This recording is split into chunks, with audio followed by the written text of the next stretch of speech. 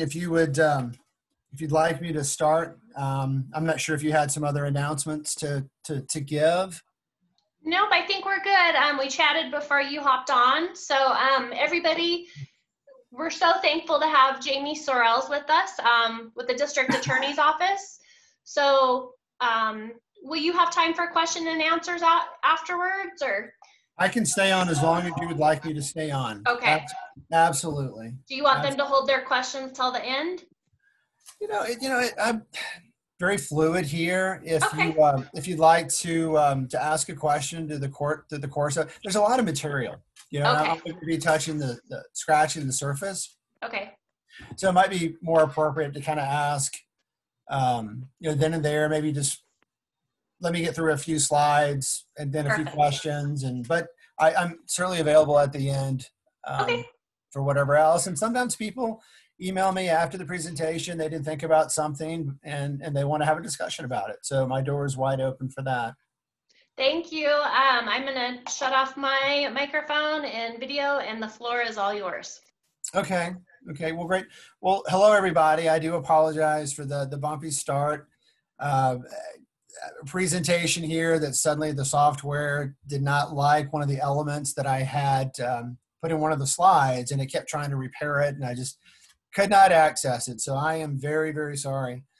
But my name is Jamie Sorrells. I'm with the District Attorney's Office for the 18th Judicial District, which is Arapahoe, Douglas, Elbert, and Lincoln counties.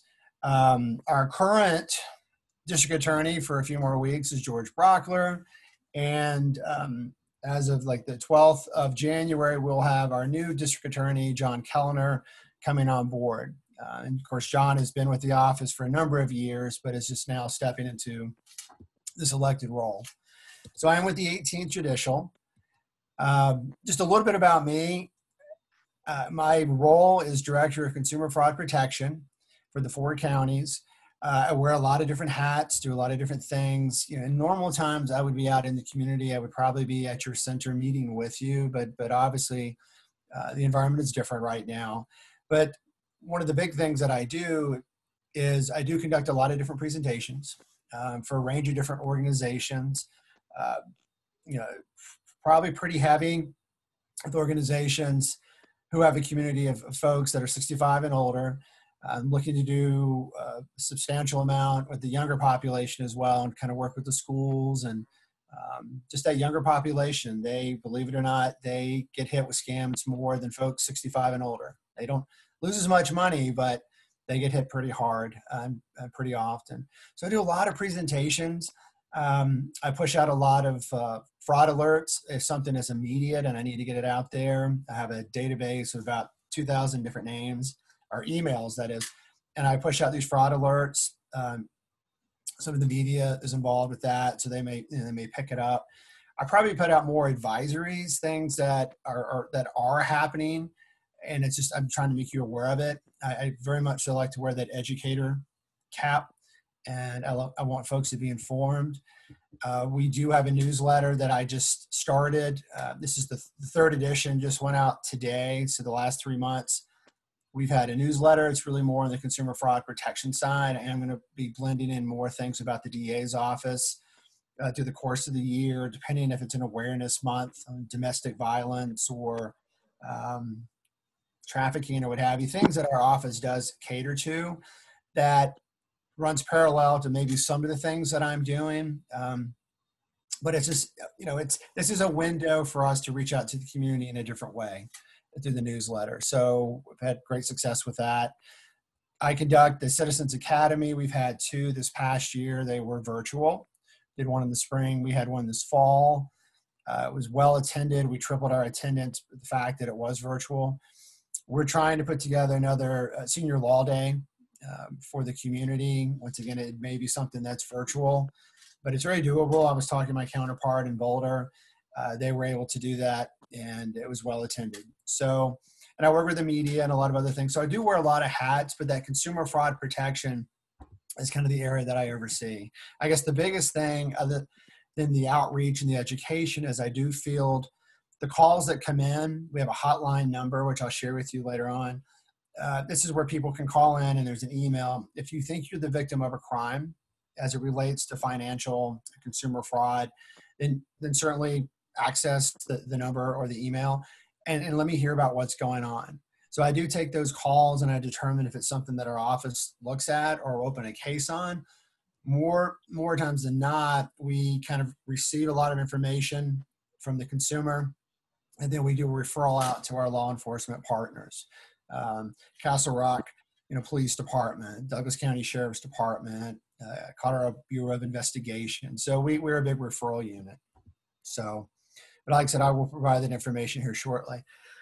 I'm not going to go through all this, but my little tower is part of the economic crime unit at the DA's office. And once again, these are the white collar financial crimes. So the team that I work with, that I pull in when it's needed, are prosecutors and investigators. And so these are some of the things that they do on an ongoing basis. And then I kind of add to that list with the complaints that are coming in. We cover a lot. The DA's office does cover a lot. And it's not limited to just this. If you were to visit the website, which I'll show you later what that address is, there's a much broader list of things that they oversee. But it's a wonderful unit, great team, and very effective in addressing the types of cases that come to us, serving the community. So let me get into the presentation. Let me admit somebody. Okay. So let me get into the bulk of the presentation here. And like I said, I'm going to cover a lot of information. But I do need to touch on the pandemic. I do need to touch on COVID, because that's where we are right now. We're experiencing the pandemic. We're going through an economic downturn. It's impacting all of us, one level or another. It's out there, and in moments like this, the scammers, these criminals, really surface. They're always out there. They always have been out there. But in moments like this, when things are stressful and there's a lot of uncertainty, they really surface and they come at us in full force. And there's going to be a lot of ways that you can protect yourself that you're probably already doing. I'm going to cover that. So I'm not trying to scare you and saying that they're really coming out of the woodwork and coming after us. I mean, they are, and there's a lot of different angles in which they will utilize. But it's moments like this type of storm that's going on, where they really they just intensify their game. Now we've had moments like this in the past, and we'll have moments like this tomorrow. We've had other pandemics in the past, and so it's just kind of more of the same. And we've had past storms, and we'll see other storms come across the horizon. So really, it is more of the same. It's the old normal is how I've titled this page right here. But it's fraud is fraud. And one of the articles I just wrote about or put in the newsletter kind of covers this as well. What they do has been around. Advances in technology and what have you can make it a little bit different. But it's really more of the same. But fraud is fraud, and it does not discriminate. It's going to hit the young folks. It's going to hit our senior population. It hits businesses. It hits our government databases. I mean, it's out there. It just does not discriminate. And as grandparents and parents, have been sitting at home through this pandemic and trying to help our kids and grandkids at school and our work from home jobs and what have you. These criminals are doing their day job, and it's coming at us. And what you need to know, though, this is organized crime. Rarely is it just a one-off. Things with like identity theft and what have you, that could be a person maybe even known to you that's kind of driving the train there. But for the most part, these are organized groups, and there is some here domestically. A lot of it is international. There's a lot going on coming out of India, out of Nigeria, out of Jamaica, old Eastern Bloc countries. But these are organized groups. These are call centers that see no wrong in what they're doing, right? And then they also see Americans having substantial wealth in general, and are just viable, targets. They don't miss a beat and coming and presenting something to you that they could potentially benefit from. So So once again, it's more of the same. Storm yesterday, the storm we're having now, there'll be a different storm tomorrow. It's just that umbrella, that genre that they're working under. So who's most at risk?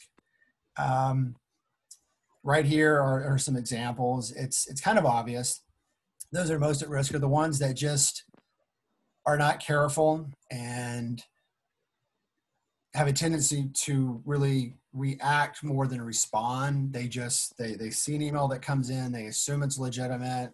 The email tells them to click on a link, or there's a call coming in and it says the IRS, and they just assume because it says IRS that it is, but the IRS will never call you. They will always come at you or try to contact you through the U.S. postal system, and I'll get into that. But it's people that just, they open and receive everything. So it's mail, it's email, it's text. A lot of people just assume they have a legitimate, say, an agency on the other line, and they're very forthcoming in providing personal information when asked. Now, one of the things we're going to get into in this presentation is data breaches. Data breaches are things that you really have no control over, and they happen, and lots of times they happened in the past, and it's surfacing now. So a lot of the calls that are coming in, if they share something with you, if you answer it and they share something with you that is true, it's probably because they do have something about you from an old data breach. So once again, people can be very trusting and they just open everything. We're not hanging out at Starbucks like we used to, and streaming the internet and maybe paying our bills online and all that. I'm not picking on Starbucks, but these public areas with public Wi-Fi it's so easy for a criminal to tap into your system. So when things do get back to normal, it's best not to tap into a public Wi-Fi and pay your mortgage online or through an app or what have you, because it's easy to tap into that. So kind of avoid these hot spots. And one of the biggest things is it's just people that they just don't, vet the research. They don't ask the questions on whom they're talking to or what information is in front of them.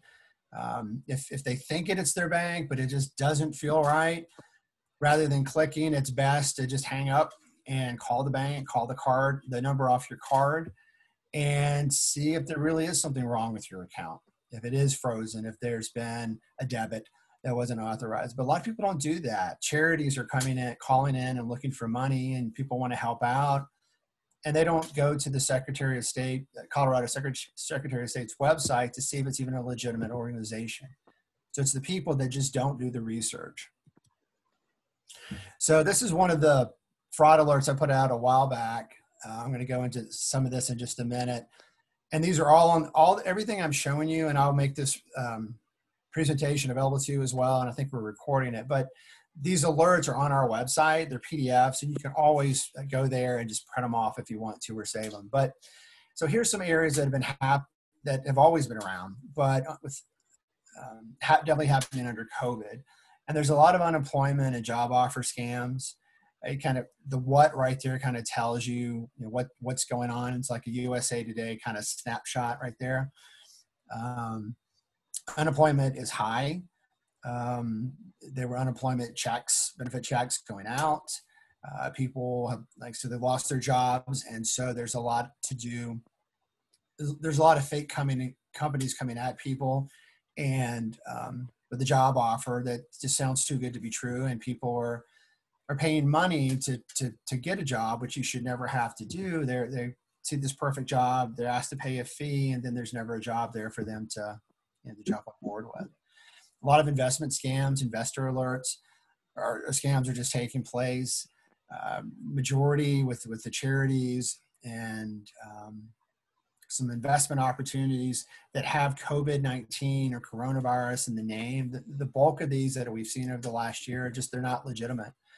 And there's a lot of these little micro cap stocks that have shown up, and these are just small companies. There's not a lot of information on them for you to do the research and see how legitimate it is. But a lot of these have been wrapped around a cure or a health product that can minimize the effects of COVID or what have you. and a lot of people were putting money in and there's nothing there. We're all getting the robocalls and the text.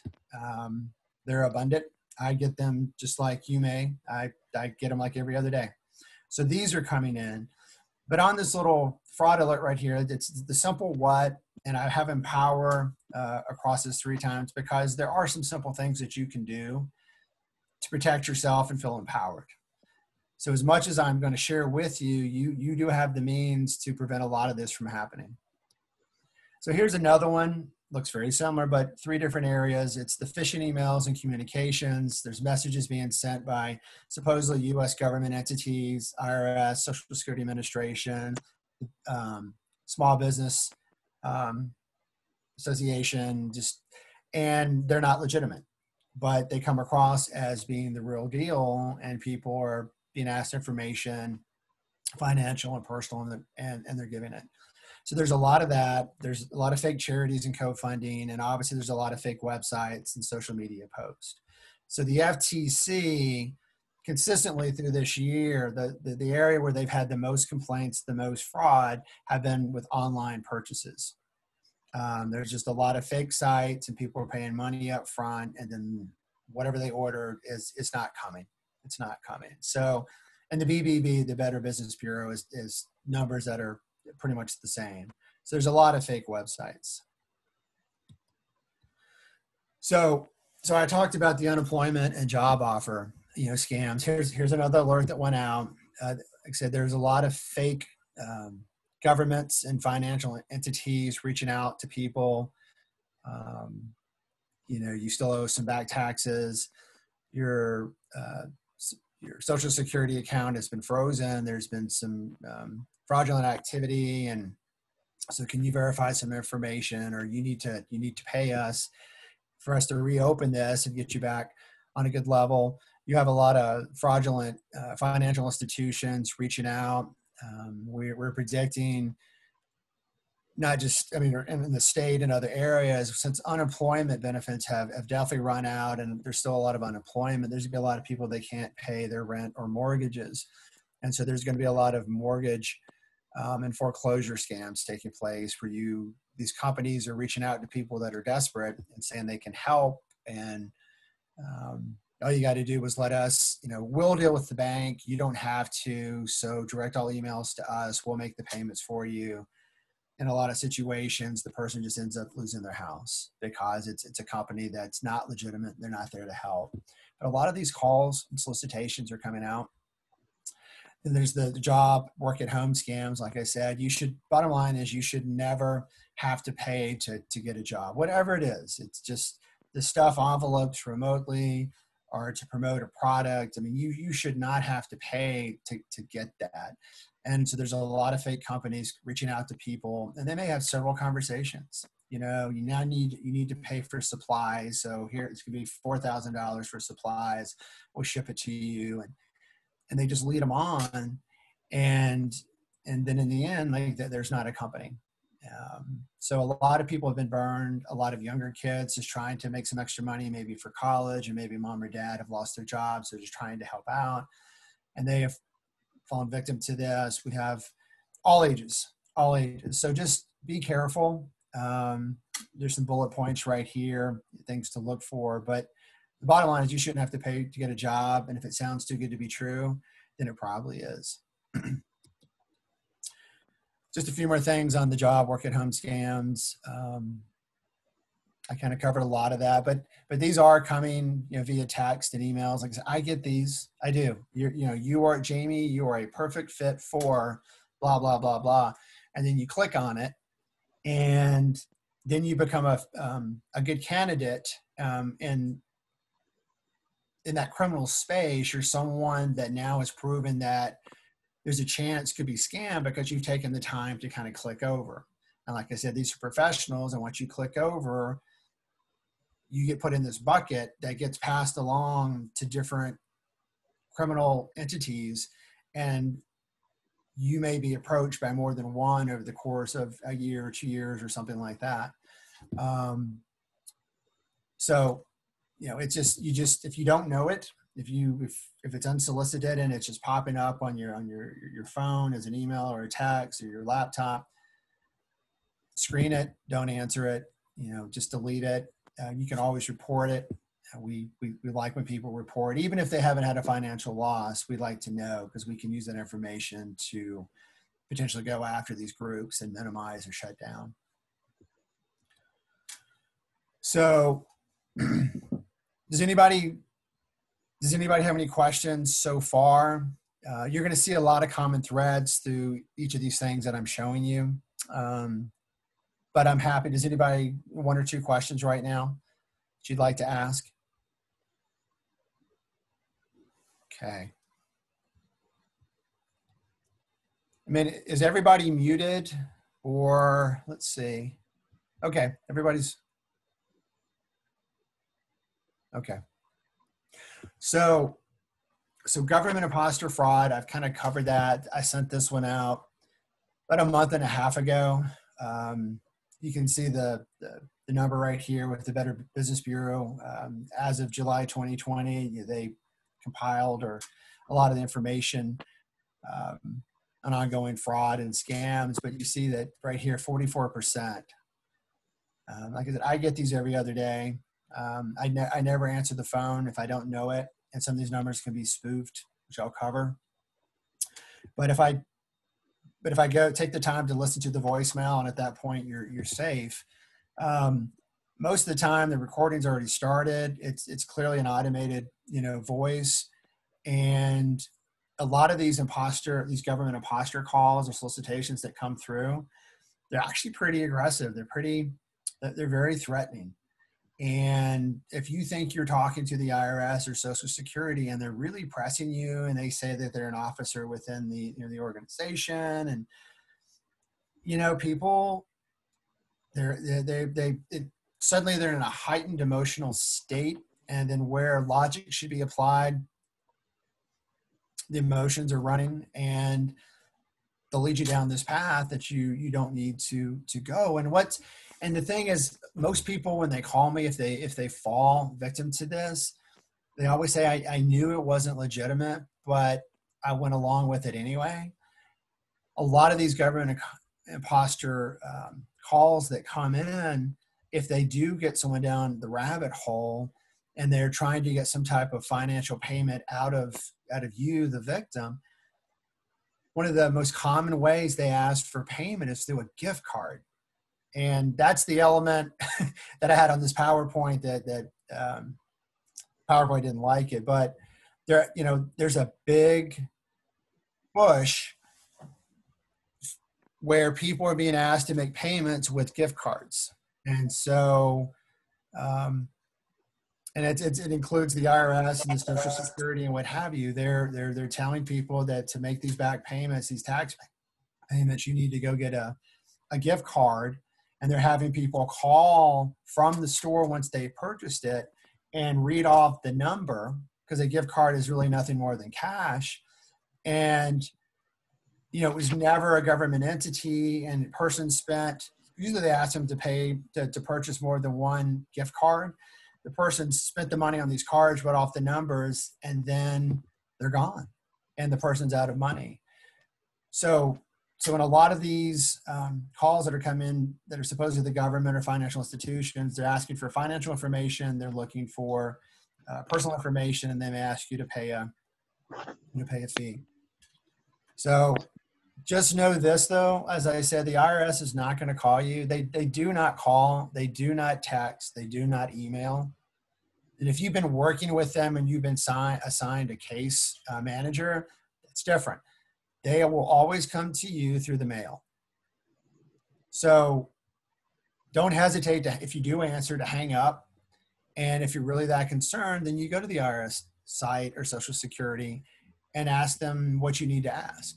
So don't be afraid to hang up on these calls that come in, and just know that they're typically going to reach you through the U.S. postal system. Okay.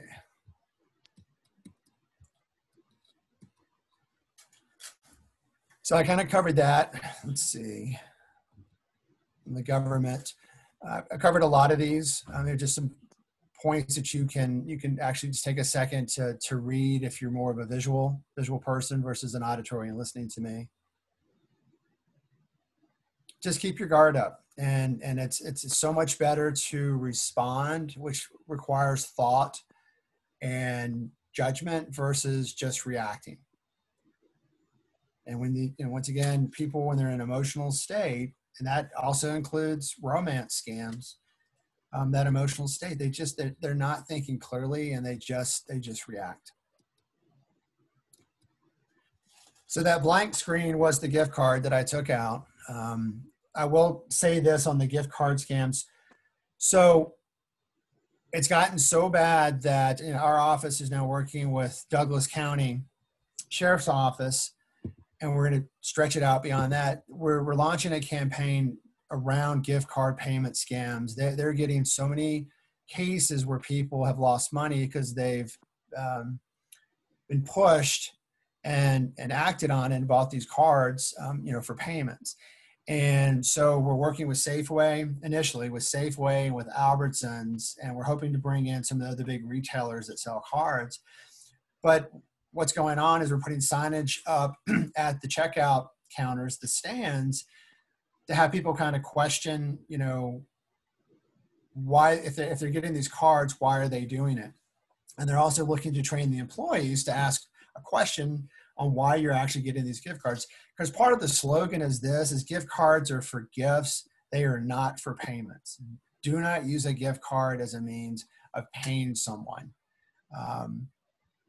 And even sometimes the people that you know and love that are reaching out and saying they're having a hardship, on the East Coast, and you think it's a relative that or it's a soldier in the military that says they're from your neighborhood and they know of your family and they're just looking for help. Don't buy these as a means of payments. They're for gifts. They're just for gifts. But there's going to be a big press conference here in a few weeks. The Douglas County sheriff is going to be speaking. Fox 31 is going to be covering. I think it's Fox 31 is going to be launching a little press conference on this. We're going to try to get our DA there as well. But it's that big, these gift cards. And talking with AARP a few weeks ago with their one of their top people here in the state, for 2001, one of the top 4 initiatives that they're going to be highlighting through the course of the year is gift card payment scams. So, like I said, be aware of this, and please don't act on it if someone's asking you to do, make a payment. This one I just launched, I pushed out a week ago, last week. You may have gotten some of these calls. You may have seen a text or two that have come through on your text or an email. This is a really, really big one going on right now, and people are really getting burned. These solicitations they're coming in, and they're pretending to be, these are criminals, these are scammers. They're pretending to be customer service or security with Amazon. If you go to Amazon's site, there's several pages.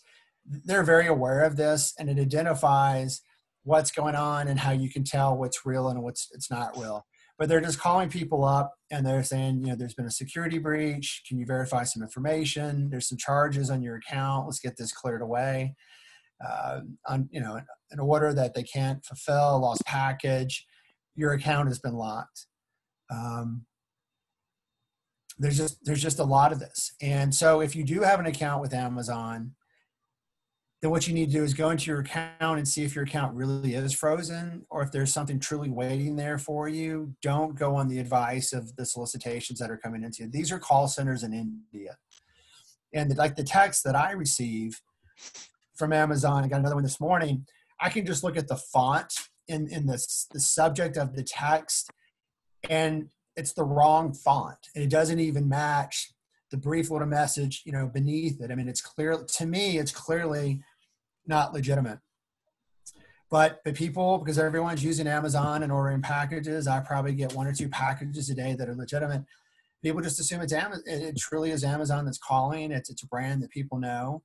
And so it's just really easy for these scammers to hide behind this. So, like I said, there is a fraud alert on the website. You can go there. There's some links you can click on, or you can just go to the Amazon site and kind of research it yourself. where there's some advice and places you can go if you have experienced fraud. I'm not really going to get into this, but probably about 50% of the complaints that I've gotten this year, and it's throughout the Front Range, is contractor fraud. Most contractors are good. They're good business people.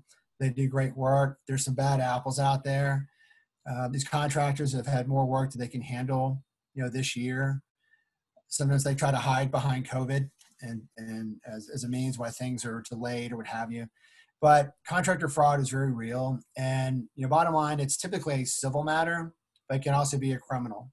So just beware. Some of the calls that I'm getting are from people that sustained hail damage last 2 falls ago in 19, and they're still battling with the contractors that either huge deposits were put down, but very few materials were sent. The work was never finished. There's some where they put money down and nothing showed up.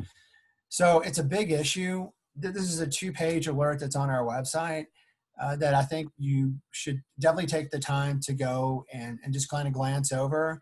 And then if it doesn't apply to you, at least but it's also something you could share with your children or potentially your grandchildren that may be new, homeowners or what have you. So it's a big deal, and it's going to be highlighted. The BBB is going to be doing several big segments on it here in this mountain and Northwest region in 2001. So, like I said, they're just some obvious tips that you would know to question if this is a legitimate contractor to work with. You always want to get multiple bids. If you find out that right here, the big tip, employees, subcontractors, or suppliers inform the homeowner that they were not paid after the homeowner paid the contractor. If the subcontractors are not being paid, you've got a bad apple. And you may or may not be able to recoup your money. But we have several cases that we've opened. We're trying to go after these folks. Just more on the contractor. If you do believe you're the victim of a crime, you can go and file a police report. Often they're going to direct you to our office because they'll say it's purely a civil matter. But like I said, it can be civil or criminal. So this one is just worth just showing you. I just did an interview with the BBB on youth scams. A lot of you probably have children and definitely grandchildren. But this is a big area right here. There's a lot of scams that are taking place and hitting our youth. Like I said, they experience fraud more than the senior population. The senior population just tends to lose more money because typically there's more discretionary income there than the younger. But these kids, and I have kids, they're vulnerable, they're trusting, they're inexperienced, they want to fit in. They really, really want to fit in, and they share a lot of information. COVID is impacting everybody, as we know. These kids, especially if they're virtual, their whole world has been turned upside down. I mean, they're online a lot anyway, but this is not the environment they know to live in. A lot of us that are older, we've been through a lot of things, and we know that we're going to survive and we can kind of get through. These kids, depression is high. They want to be seen. They want to fit in. And like I said, they share a lot of information. So they end up sharing passwords and things that they shouldn't. But here are some areas right here of concern. There's a lot of bogus scholarship entities out there. Once your mom or dad may have lost their job, it's time for the kid to go to school. They know getting a scholarship is an option. And so they're applying for these, and a lot of these are not legitimate. And information can be lost or money can be lost. Modeling scams can always be scary. You definitely need adult supervision there. But once again, a lot of these acting and modeling groups, now can work remotely. And so you don't know if you're actually working with a true agency or not. The employment training, kids are buying everything online. They go to these sites that are not secure sites and to try to get some what's perceived to be high-end goods. And there's they spend the money that the items don't come. What kid, can survive without their cell phone? That really, I haven't met one that really can truly survive, at least in their mind. But if they run out of data and mom and dad aren't giving them more, you have these fake companies saying, well, here, we can give you more data, just pay this. Contests, romance scams, et cetera, et cetera. And then obviously a lot of things that they're doing online, cyberbullying can come into play.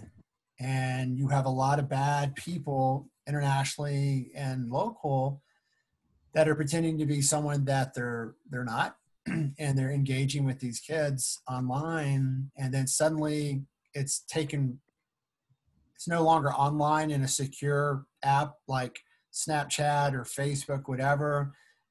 They form a relationship and then they pull them off. They're talking to them via text and other ways, and then they may convince them to meet in person, and then a lot of bad things can happen. I mean, it's scary, but there's a lot of protection protocols that kids and parents and grandparents, need to cover and observe, for these kids as they are being approached in all these different areas.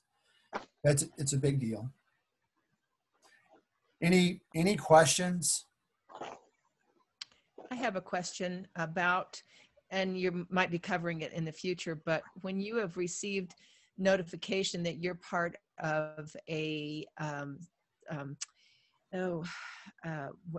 data breach, which I have gotten several. I do have a company, LifeLock, that advises me when I've been in, but I don't know what to do from there.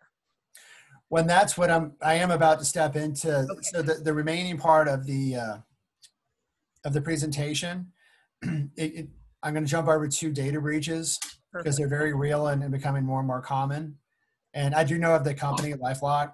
It's and we don't recommend anybody, but that is a very legitimate company, and it's an amazing website that they have all kinds of great information on there to be informed. But I am going to cover data breaches and ID theft. Okay, thank you. So, but if I don't answer, then let's pull me back in, and I'll try to hit that. So this is kind of the last screen right here before we kind of hop over to that topic. But these are some of the other things that we're seeing, and you may have seen or experienced. There was, back in the spring, there were a lot of extortion emails going around. People would see part of their password or ID in the subject line of an email, and they thought it was legitimate because they recognized it, and they click over, and then it was an extortion where the email was saying, I have access to all your contacts in Facebook. I have access to all the contacts in your phone. I have installed malware on your system, and I have access to your camera. I've seen you do inappropriate things to yourself in front of the camera, and I know you go to inappropriate websites. So if you do not turn over in 24 hours $2,000 in Bitcoin, then I will, because I have access to your list, I will show your list the inappropriate websites that you go to and what you've done. Unfortunately, everybody that called in, no one fell victim, to that, but they did. Obviously, they clicked over and saw the email, and it was, they just deleted. Well, they forwarded it to me and then deleted off their system. But the DA got one of those. George Brockler, and also with that, kind of with the gift card, is we had people pretending to be a priest or a reverend within a church, and it was reaching out, this fraudulent reverend, and there were several of these, were reaching out to people in the congregation and saying, I typically don't come to you this way, but I'm at a conference, and the congregation is suffering. These 10 people are very, very much at risk. Can you please go out and get 10 gift cards and just send them to me? I promise to pay you back. And it was never legitimate. Our DA got one of those as well. Supposedly from a Catholic priest in the area. There was a church down in Castle Rock, New Hope. It was someone pretending to be the reverend there, the minister. Wasn't legitimate. But once again, if you think that your minister is reaching out to you directly and saying, please help the church, a lot of people, it's easy to fall victim to that. Tech support scams are very common right now as we become more dependent on technology through the pandemic, where there's a lot of fake companies coming in and they're asking to gain access to your site so they can get you up to speed and make sure it's clean. And what they're doing is they're just extracting information off your site, A lot of people fall prey to that.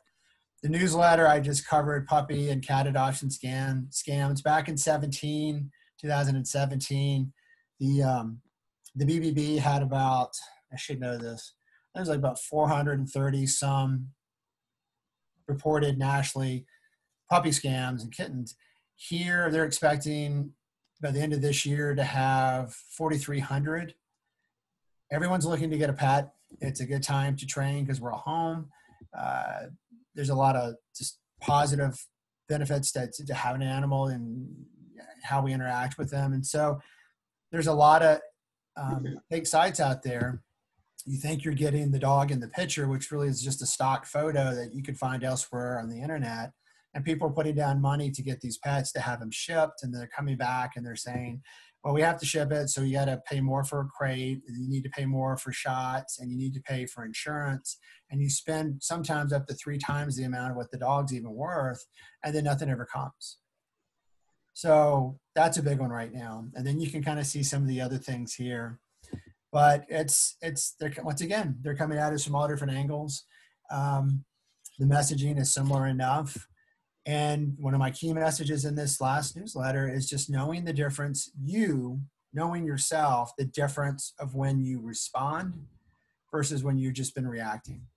And just those couple seconds, or that hanging up, or that block, or going to the secure website of the bank or charity and making sure it's legitimate. By doing that, you can greatly protect yourself.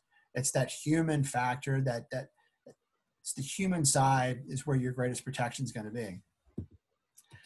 The exception is going to be data breaches because there's not a lot you can do, on the front end. But as I get into that, let me just show you what the dark web is, or what the web is. So of what the internet is, only 4% is the space that you typically on a daily basis where you're hanging out. This is where you're doing your shopping. You're looking to see what the news is online. These are where the commercial search engines are, Google, what have you. That's only 4% of the internet. The bigger part is that 90%, which is the deep web, and that's a legitimate space. That deep web is really where the transactions actually take place. When you make a payment, PayPal, Venmo, or something like that, or just the data is held. That's the bulk of the internet, 90%. And then that last bit, the 6%, is really, it's legitimate enough as well. A lot of the IP addresses are hidden there, but this is where the criminals hang out. And this is where your information is bartered and sold off and used for bad purposes, or for someone other than you to have some type of financial gain or identity theft. So that's about 6%. And I'm going to show you at the end kind of what your information is worth, what different pieces of your information is actually worth.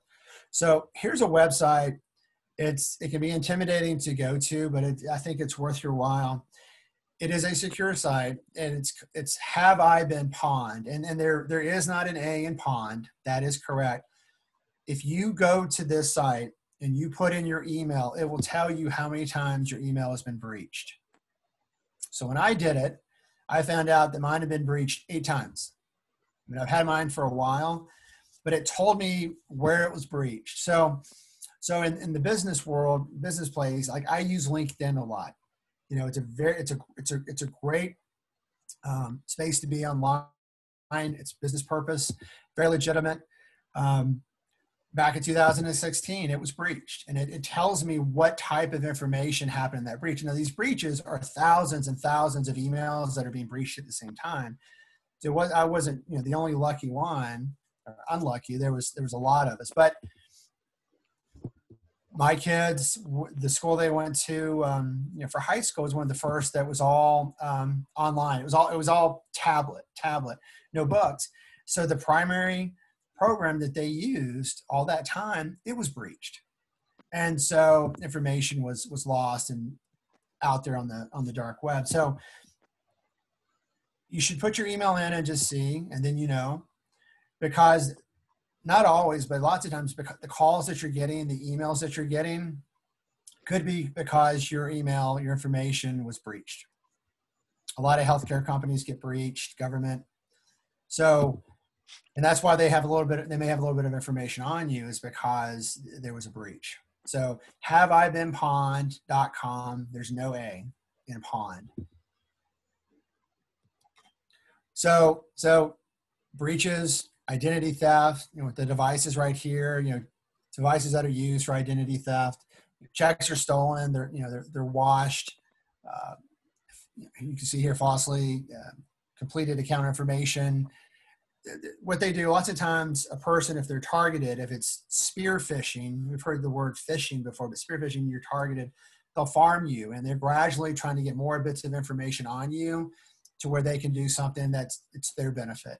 So they may be able to extract something off some of your bank records, and they may be able to extract something from you on Facebook, and then they build a new identity, maybe a synthetic ID that is like your social, but it's other things that are not about you, but it's a new identity.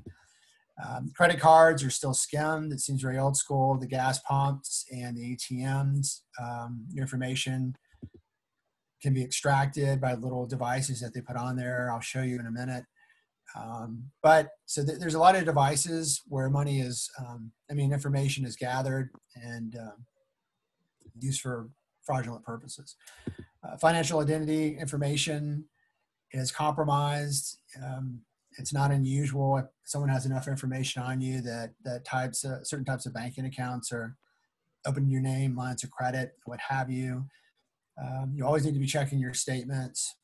You just need to be checking your accounts to see if there's anything that just does not make sense. And you just stay on top of it, because you don't want to have one of these opened in your name under your social, because the losses can be huge, and really it can be pretty hard to prove that you weren't at fault. It really can be. So stay on top of it. PII, personal identifying information, is compromised. Your name, your driver's license, social security, date of birth. Once again, accounts can be opened up in your name. If you currently, when you were out, if you currently carry your Medicare card around with you, don't. If you need it that day for a particular visit that you're going to, take it, but don't carry it in your purse. Don't carry it in your wallet. It's best not to carry your social security card, because if that's lost, though they're not worth a lot on the dark web, they can do a lot with that information. So it's best for you not to carry this around, because if it's compromised, the road to recovery can be pretty lengthy. And I know they've made changes to the Medicare card, but still, they can do a lot with very little. They can do a tremendous amount. So identity theft, you can see the definitions here. It's a class 4 felony. This is where someone uses your personal or financial information as a means that they benefit financially. Open up a loan or something like that. Criminal impersonation, similar but different. Here they're just using your information to be somebody else. And so just imagine, so this person is driving down the road, is speeding, and they get a ticket, or they get pulled over, they get a ticket. Obviously, you can go to court to contest it or whatever. But they get a ticket, but they give your information. They've already gathered enough information about you, and they give that, and then suddenly you get a notification saying you didn't pay the fine, or you didn't show up for court. Why would you? You didn't know that anything had happened because you weren't there. But that happens a good bit, criminal impersonation. So here in the 4 counties, this is kind of what, for identity theft, this is who's using it. There are a lot of organized crime groups in the drug industry that will use this information for their benefit. Financial rings crime rings that are creating financial situations for their benefit. There's a lot of mail theft. A lot of boxes are being broken into. Just a lot of organized crime. But you can see the thing here. This is how they're doing it. It's through mail theft, stealing purses, all the way down. So with ID theft, some of the methods, and it's not limited to this, you see the most controllable up top, and what's not, it's harder to control. So obviously, leaving your wallet, your purse, car seat, going to a store, people breaking in, you know, your car and stealing it, things like that. Is you can control that. You can control your mail. You have your checks, if you're using checks, have your checks sent to the bank versus your mailbox.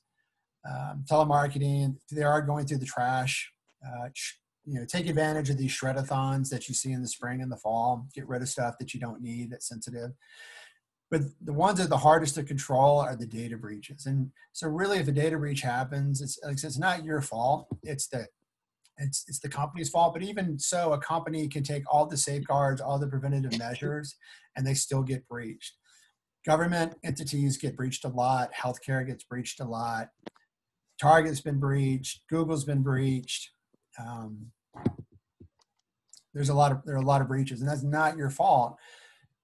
The bad thing is it takes about 6 to 8 months for a company to realize they've been breached, and by that time, a lot of information has been used. Then again, the information, like your information, if it's part of the breach, it may not get utilized for about 3 or 4 years down the road, right? And so suddenly you're seeing rental cars being taken out in your name, under your social, your card, or something like that. And it's from something that happened years ago. And when a breach does happen, it really can take months or even years sometimes to get back on top. But if your information is already out there and it gets sold off to someone else, it could resurface again, even if you take preventative measures with credit freeze. So the LifeLog, there's a lot of things that they mention you do if you're part of if there's ID theft and, you know, part of a breach where bad things are happening. It can take a long time to get back on top if you can at all. So mailboxes, if you have individual like this, you know, the putting the flag up tells people that there's mail in there, that they should just come take it. A lot of community boxes where you have about 30 and a back panel that opens up, you know, they're ripping those off and they're taking things out of it. Skimming, I mentioned earlier, these little sleeves are put on ATMs and gas pumps. Over in Morrison, there's a gas, so off of C470 in Morrison, there's a gas station. That's one that I've used a lot over the years. Back in the summer, they pulled 9 skimmers off the pumps. Now, they'd only been on for a couple of days. They caught it, but 9 skimmers were on those pumps. So you slide your card in, you don't know that this sleeve is there, and it reads your information, but the pump also reads it as well. And with current technology, the way that they're extracting that information is through Bluetooth. So the newer pumps are better. They're harder to put these things on. Supposedly, the newest pumps in the area are the King Super pumps and Costco. And more of the gas stations are putting cameras up to see if someone's, you know, trying to damage, manipulate the pumps. But it's very real. So you're not going to know it's there. You know, hopefully you don't get a charge from a store, something you purchased in London or over in LA or something like that. But one of the best things you can do, just as easy recourse, is try to use a credit card, the credit feature, more than the debit. So if you want to dispute something, if it being the credit card, it's a lot easier it's easier for them to work with you. So phishing is, we all get these emails. This looks legitimate. It's easy to take a logo from Amazon or Target or eBay. And phishing is usually pretty broad-based. They just throw this net out, and thousands of people will get this, and they want to see who they can catch. But like right here, it just says you got to verify. That's all we're trying to do is verify information, open up your account. You click on it, and bad things happen. There was, back in the summer or the spring, there was something going out supposedly by Target. People were getting attacks, and it's, you know, Target said, well, we're all suffering, and what Target's doing is we're going to give you $175 in free groceries. So the pandemic's going on. It's still pretty new. People are scared. They're at home. It's hard to get toilet paper and paper products, stuff like that. And people are like, well, yeah, I'm going to $175. I know Target. And what happened is when that got clicked on, that link, what it did is it opened up a program on your phone that allowed the scammer to read your touch strokes. So as you were going into what other apps, you know, whatever point, they then could read your passwords that you were punching in. all because they clicked over and hit that link, and then this was uploaded on their phone. So question everything that comes in, especially things that are unsolicited. Just be careful. But phishing and spear phishing, like I said, is when they're going after you in particular or after a company. It's targeted. So ID theft over the phone, simple tips, just if you don't know it, just let it ring. If it's important, to leave a voicemail. And then a lot of the voicemails, you can tell that it's not a good call, and you just delete it. A lot of numbers are spoofed. Like I said, it says it's the IRS, or it says it's a bank that you may use or not use. It's just, once again, it's just best to screen. There are certain things you can do to block marketing calls that come in, and fraudulent calls, whatever. But then again, another group can get your information, and then they're coming at you. So just block your calls and screen them. Don't be manipulated over the phone. Like I said, these are professionals. They're salespeople, and they know how to drive you from point A to point B. So don't give them information over the phone. Any legitimate company is not going to ask you this. Like I said, you can always hang up and call them back, and then know that you're actually talking to an agent from that, an actual agent from that institution. And there's some other things here. So just be careful there. So if you are spending time on Google or whatever browser and you're going to websites, two things really to look for to determine if it's most likely a secure site is you want it to have HTTPS. The S means secure. So you want it to have HTTPS, and then it'll have a colon and backslash, and then an address. So you want to look for that. You also want to look for that lock. It may be green, it may be gray, but you want to see that lock, and you want to see it closed. So if you see these two things, pretty much you're on a secure site, a legitimate site. After that, then you kind of need to look if there's anything fishy, in the address itself. Sometimes things stand out. You may see the symbol for a particular country, like Russia or Australia or something like that. There's other little things, but for the most part, look for the HTTPS and look for a secure lock. So spoofing, like I said, it may not be the number you think it is. People will substitute letters and transpose characters. You can see right here these examples. There's a difference between an underscore John Doe and a John Doe. Those are two different addresses altogether, two different sites altogether. If you put an R and an N together, certain fonts, if you're not paying attention, you think it's an M, but it's an RN. That's night and day. It's two different sites. You look at the suffixes and all that. So it's sad, but you kind of have to go to that level to understand what you're about to communicate with or not. So here's some more examples of it. So if you look at client and client, look at the second letter, the L. One is a uppercase I on the bottom, and the other one is a lowercase. It could be a 1 here. Those are two different things. Huckleberry Law, well, there's a 1 on the second one. But if you're in a hurry and maybe you don't catch that there's a 1 in there, or a law, by law. There's a difference between a 0 and the letter O.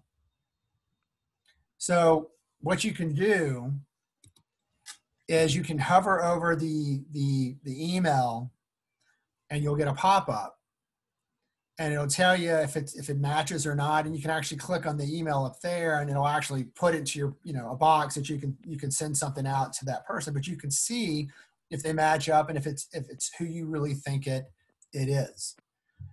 Lots of times we just hit reply, and so you've got a spoofed email, and if you're just hitting reply, it could be going to a place it doesn't need to go. So if you hit forward, you're going to see what that email is right off and see if it's the one that you need and want to be communicating with.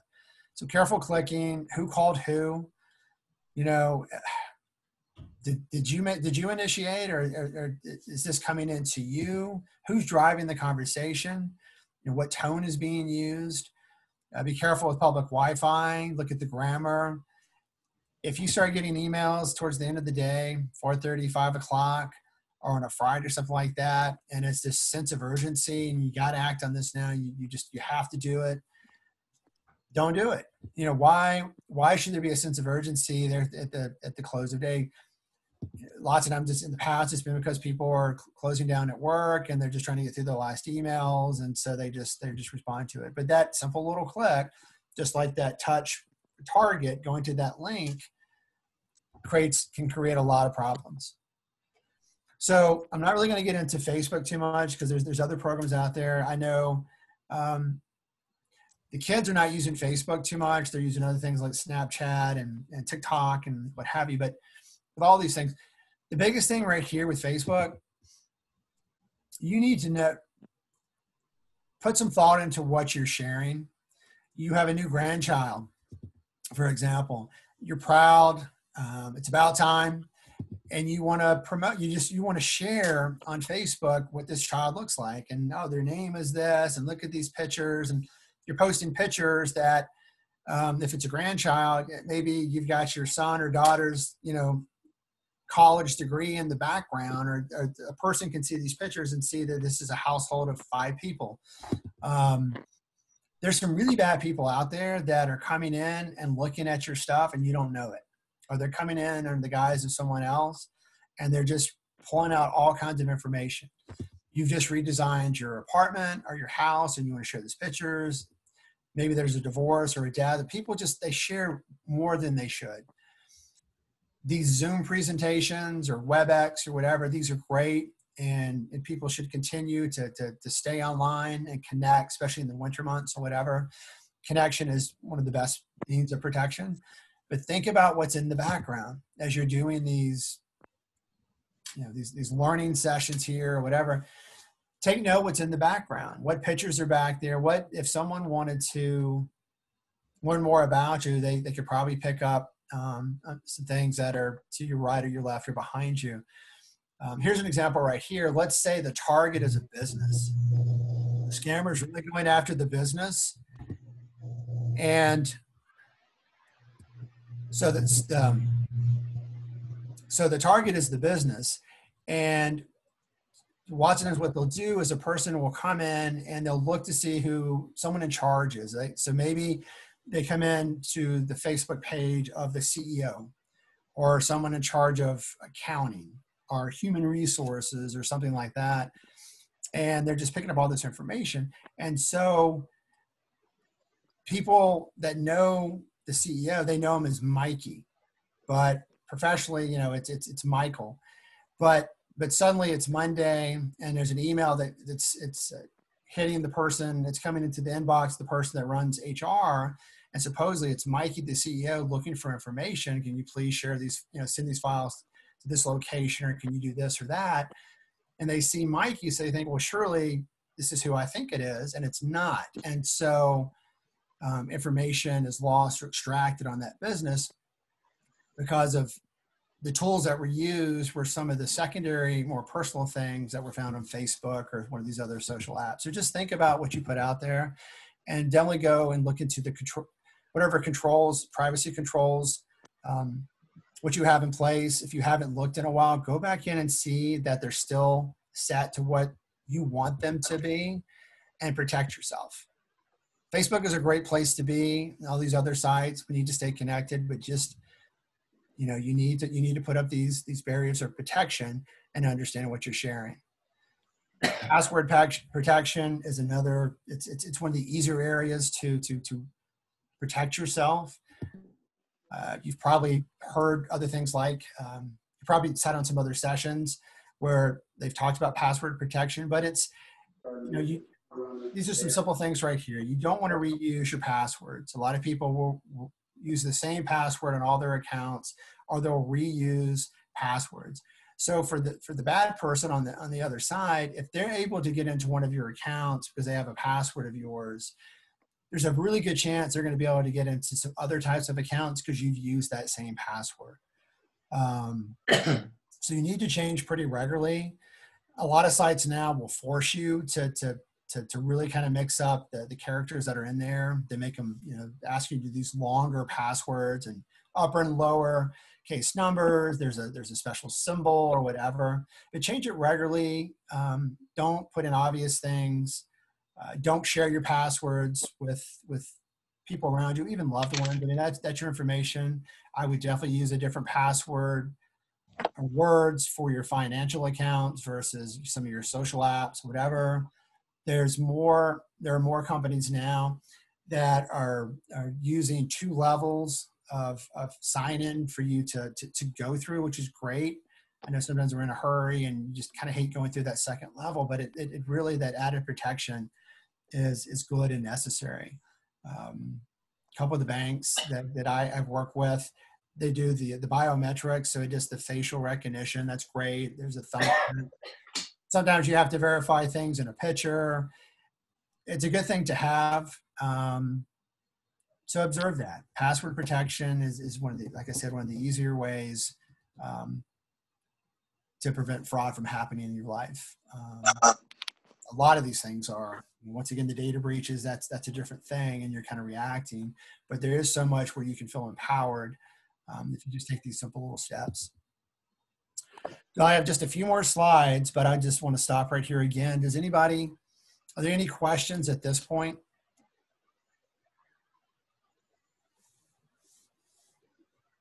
Okay, and I'm going to open it up again at the end, and you can ask questions there or follow up with an email or phone call. So online safety, it's important. I think you've heard this. You just make sure that you have the most current version on your phone. If you have an Apple or a Droid or whatever, they're always doing updates. They're trying to work out bugs and make it safer. As good as law enforcement is and as good as our tech companies are, a lot of these criminals are good too. And so we get ahead and then they kind of catch up. So we're always having to improve. So if it says it's time for a new download for the most current version, you should do that. Because if you don't, then, various programs could be installed on your device and information could be lost. Same with the virus protection.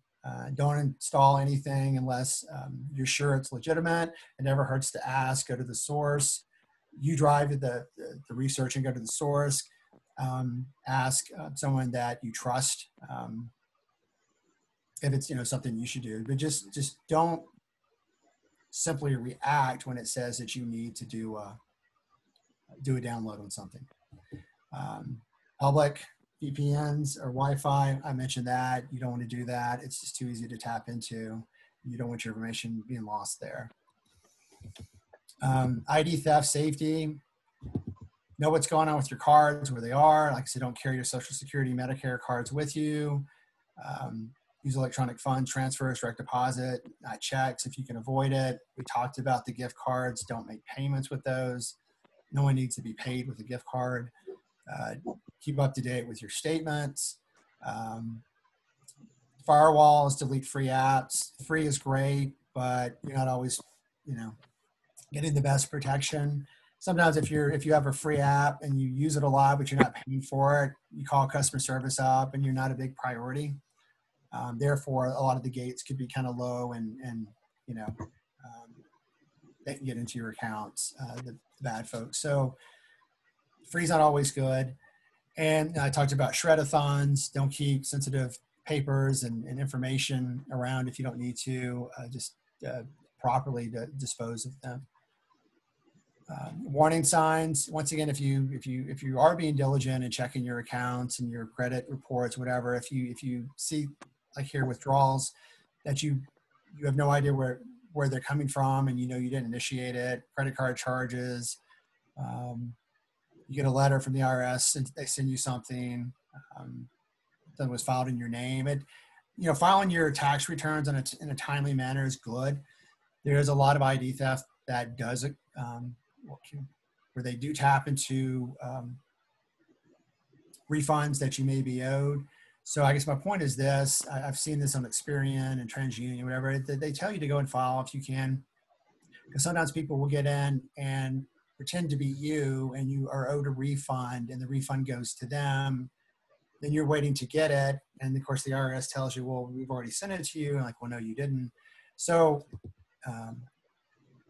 you need to stay on top, and filing your tax returns is definitely one of those things. Doing it early is definitely a good step to take. So data breaches, and if there's ID theft that you believe is occurring, and hopefully this answers part of your question earlier, and this is the company that you're using probably told you to do all these things right here. But if you believe that you are a victim of ID theft, you do need to go and file a police report. By doing that, it's a statement of innocence, enough that is. So once you put that out there, then it's a statement then that can be used by different agencies. If there truly was, a crime that has happened and ID theft has happened. So file a police report. You need to look at your cards, possibly cancel them if that's where you're finding that someone's been using these illegally. Sometimes a business may work with you a little bit. They may more so direct you towards certain resources, but you can reach out if it was Nordstrom's where, your Nordstrom's card where this happened. You need to change your passwords, which you should be doing all the time anyway. Check the credit reports, put a freeze on it. And then you probably need to monitor your account. And so, like I said, if you really are the victim of this can take months, it can take a year, take a little bit longer to kind of get back on top. It's not a fun process, but these are the steps that you start with and that you need to take. And by having that credit freeze, if maybe some of you have already done that in the past, obviously that's a good step to take. If you need to borrow credit or you need your credit, you open it up and close it back up, but just kind of keep it locked. So I mentioned this earlier, and I am about done with the presentation here, but this is something just to share with you. So this is kind of what your information is kind of worth on the dark web. Social security number, as important as that is to not share and not be given out, it's not worth a lot, but they can do a lot of damage with your social security number. Credit card information, it just kind of depends how much information they get. If they're getting social and birth date and all that, it could be worth up to about $30. But then you look at a driver's license below, you look at a passport. So your information is worth something. And like I said, if you're part of a breach and your information's out there, it could take a couple years before something surfaces, and it may not at all. But this gets sold off, and then another entity could buy it up and use it for their legal purposes as well. But this is just really gives you an idea what you look like on the dark web. This is just ways that it's purchased. Sometimes it's a one-off. It's just one piece of information. Sometimes it's bulk data of the same type of information. Other times it's bundled. It's a lot of different things. And these are sold off. Lots of times it's not just your information. It's other people's information because these are breaches. But it could be a smaller subset as it is around ID theft. So here are a couple other areas to point out. This is a whole nother topic right here, but once again, a lot of you may have children or grandchildren. Child ID theft is very real. As you know, when a child comes into this world, and definitely in the US, they're assigned a social security number. And that social security number, really, no one's watching that number for a number of years. It's really not until the kid is about to go to college or is hitting 18 or something like that. And they need to establish some type of credit. It could be a car, it could be a credit card, whatever. But there's a very high percentage of kids that before they turn 18, there's already a credit file, credit report on them because someone has accessed their information and opened up accounts. And at that point, they could have a bad record, right? And if payments are missed, and they're not keeping on top of these accounts, you're not going to get, your child's not going to get the information. You're not going to get the information because those notifications, whatever, are being sent to a place outside of your home or where your child lives. So it's not a bad idea. And the three bureaus even mentioned this on their sites, is by the time the child is 16 years old, it's worth going in to see what they look like and see if there's something there. Some of the bureaus go so far as to say that you can go ahead and establish a credit report for your child and then freeze it. And that way, so it does exist, but it's frozen, and then it prevents someone from the outside from getting in there. So this ID theft, I mean, a big part of it is from sources or entities outside of your home, what's known to you. But there's a very large percentage where someone that is known to the child or the family has found some of that child's information, and they've used that for their own purposes. So that does happen a lot. It could be uncles, it could be aunts, it could be just another family member. There are a lot of cases where the parent will do it. They'll utilize their kid's social for their own benefit. And what happens is it ends up damaging the child as they step into adulthood, being a teen and on to adulthood. So it's very real. Same thing with people that are deceased. Criminals can at times do things with a social security number of someone that has passed away, because once again, no one's looking at that social security number. And there are instances where accounts have been opened up. So, do the due diligence and just see whether a child or yourself or a loved one, kind of see, what they look like, online, and especially from a credit report, standpoint. See if everything's legitimate or if there's a red flag. I'm not going to get into business ID theft. The biggest thing to point out here is information that companies hold, the data that they hold. These are assets. And just like on a personal level, the criminal community they've been successful, and they're constantly going after companies to get access to that data to do things for their own benefit. So companies definitely need to do what they can to protect the data inside the company and outside. And if so they need to do that. And then if there is a breach, any good company, if they're doing it right, they put up the steps that need to be taken if there is a breach or potential for a breach. They need to stay current. But business ID theft is a big deal. So protecting customer private information, it's still, okay. I'm not going to, that one is also part of the business ID theft. I'm not going to get into that. So at this point, I'm going to conclude the presentation. Here are some resources, and I'm going to answer questions if there are some, but here's some resources that are available through our office. Once again, with the district attorney's office, this is our website, DA 18th, we're the 18th Judicial District, so da18.org. If you go there, you will find a section involving consumer fraud protection. You'll see the economic crime unit that I'm a big part of, but you're going to see all the other, or a lot of the other departments that are performing at the DA's office. There's a lot of good resources there. There's a lot of press releases there. There's ways to go to our Facebook page. It's a site that you should visit because we are the DA's office for your county.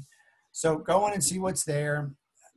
There are consumer fraud protection pages, the fraud alerts, other resources available, or presentations like this. I'm going to be offering in January, there's going to be offering several more presentations. One's going to be in youth scams and child ID theft. There's going to be one focusing more on the human side of behavior, things that you can do in these heightened emotional situations to avoid a scam.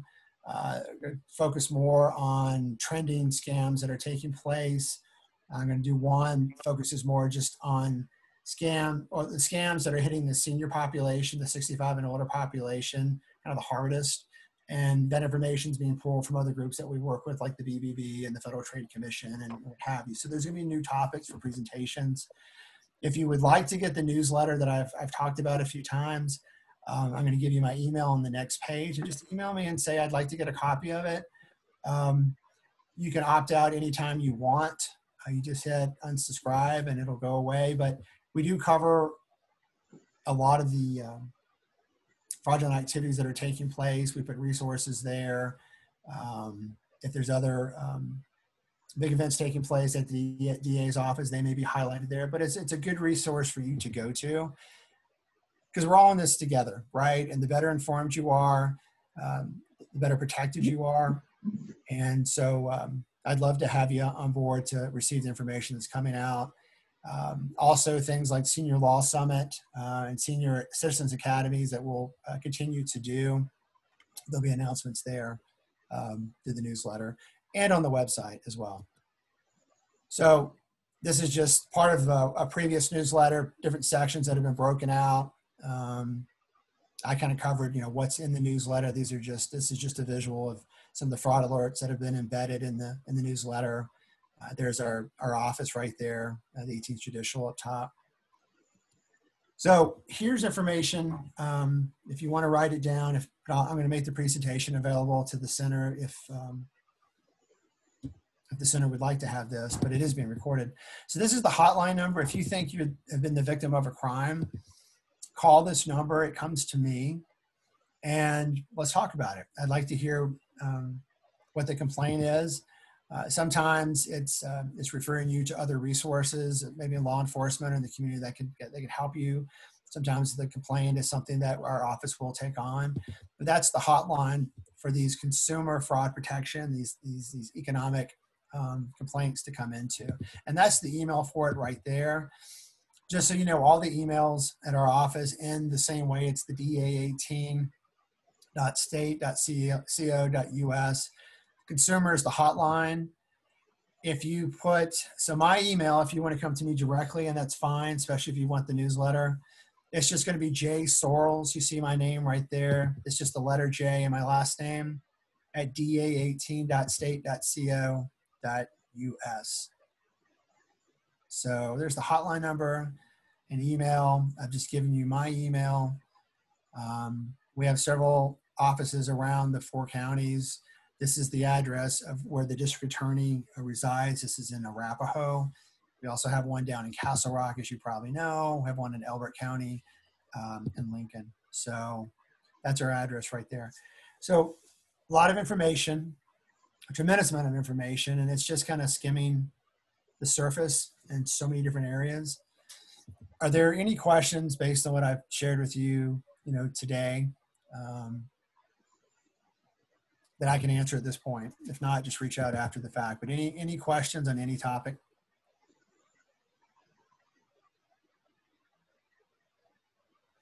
And if you are on mute and you want to type it in, let's see.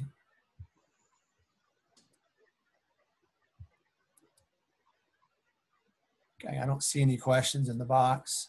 Okay.